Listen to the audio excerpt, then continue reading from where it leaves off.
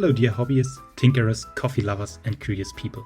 I bought the second-hand Gaggia Classic a few weeks ago to turn it into a Gaggia. I'm still waiting for the parts for the Gaggia, and I'm also thinking about the idea of getting the parts for a Gaggia made. But I've already cleaned the Gaggia Classic thoroughly, changed a few seals and tried out a few 3D printed mods, most of which I developed myself. In the video I show you which mods I can recommend and present my own mods, some of which I also sell in my small Etsy shop. I also talk about the Flare Pro 2 as a comparison towards the end. So get yourself a cup of coffee and stay tuned.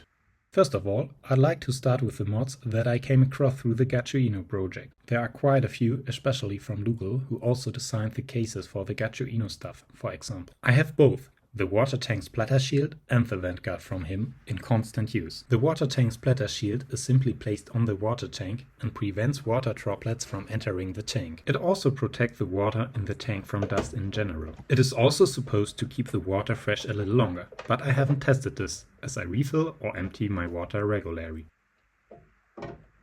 The vent guard prevents the water that is channeled into the drip tray from splashing upwards. To do this, it simply clicked into the tray. Since then, I haven't noticed any more splashing, so it works very well. Of course, I also printed a lower drip tray so that I could position my skates correctly. I opted for the one from Roymos. I would like to give a little tip at this point. Print things that need to be waterproof at an angle. Although this takes much longer, it increases the contact surface of the surrounding print layers, which make the whole thing really waterproof and durable with the right filament. The whole thing also looks less 3D printed, as the surface is printed at an angle and the layers are therefore less visible, especially in combination with fuzzy skin.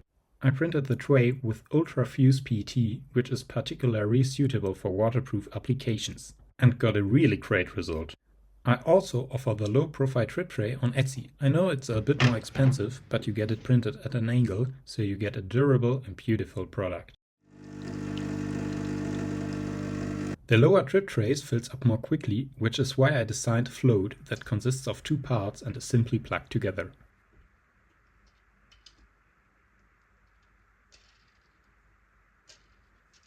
This means it doesn't fall off when emptying, super practical.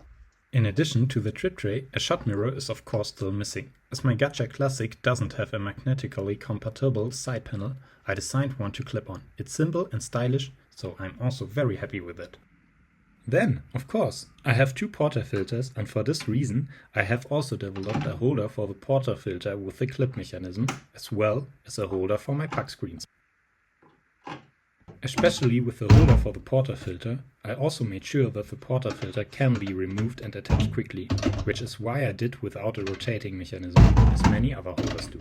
In this way, you also don't need any magnets or adhesive tape to ensure that the holder stays in place when you put the portafilter in or take it out. So, super simple and stable without magnets or glue. Next, let's move on to the steam button. I'm not a fan of the fact that it's not a lever, but I understand that it's probably there on purpose so that you don't close it too tightly. But with a little care when closing, it's not a problem. The main thing for me is that I want to have the steam turned on immediately and not have to turn the knob first. My lever consists of a housing printed while lying down, which ensures stability, and two inner parts which were also printed while lying down. As a result, the printing image is not only clean, but the lever is particularly stable as it cannot break its layer lines. The lever therefore had to be designed hexagonally instead of round, which made the development more complex than with an upright solution. But that was important to me, so that I could offer a durable product here too. The result is definitely something I'm proud of, and the fastening mechanism is really well done. If you are interested in more detail, you can also find the instruction video for the lever on my channel. But why 3D print everything out of plastic and partially redesign it when there are already solutions? Good you ask, the Gaggia Classic is a DIY project for me and I want to save as much money as possible but still have good things. For this reason, I paid extreme attention to quality when selecting the 3D printed parts and therefore designed some of them myself. What's more, some solutions simply don't exist yet in this way. And the most important thing, I simply enjoy it.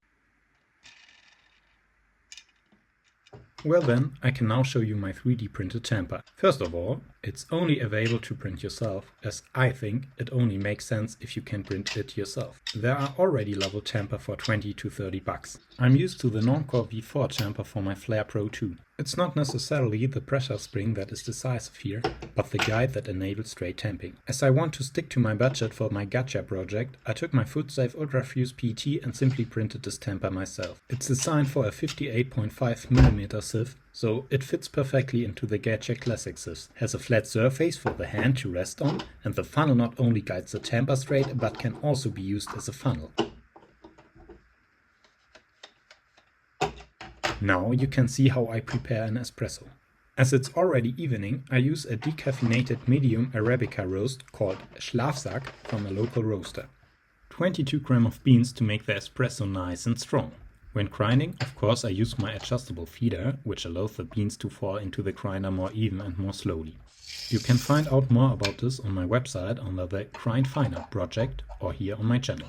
The beans are ground directly in my donut shaker, which I have also updated a bit in the meantime. The shaker is specially designed for 3D printing, and unlike standard shakers, the outlet is narrower in the center, which increases the donut extraction for a more even extraction. More about this on my website or here on my channel.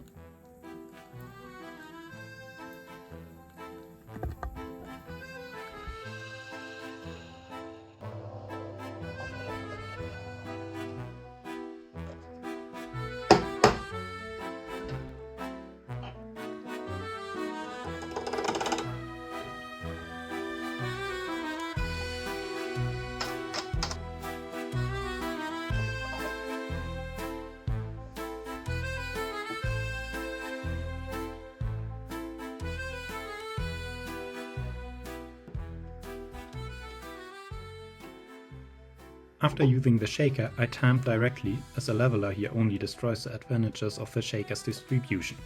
As you can see, everything looks nice and straight after tamping. A puck screen is added to keep the brewing head clean. I normally use the pre-infusion trick with the Gaggia. From my experience with the Flare, however, I can say that this is not really comparable to pre-infusion with a manual lever machine, as the pre-infusion pressure cannot be controlled steady to make the pre-infusion reproducible. So, until my mods arrive, I might try next time to do the whole thing with the pluming trick. The espresso runs through a little too quickly, but still evenly, although the grind is already very fine. In this case, this is somewhat due to the beans. In general, decaffeinated beans always brew a little faster for me, despite a very fine grind. So, what's your experience here? Sure, I could leave out my feeder and the shaker, then it will go through a bit slower. But as the flavor is still very good, I'm still happy with it. Or I just could use a normal sieve.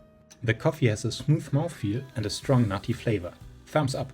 I would still like to draw a comparison with the Flare Pro 2 at this point.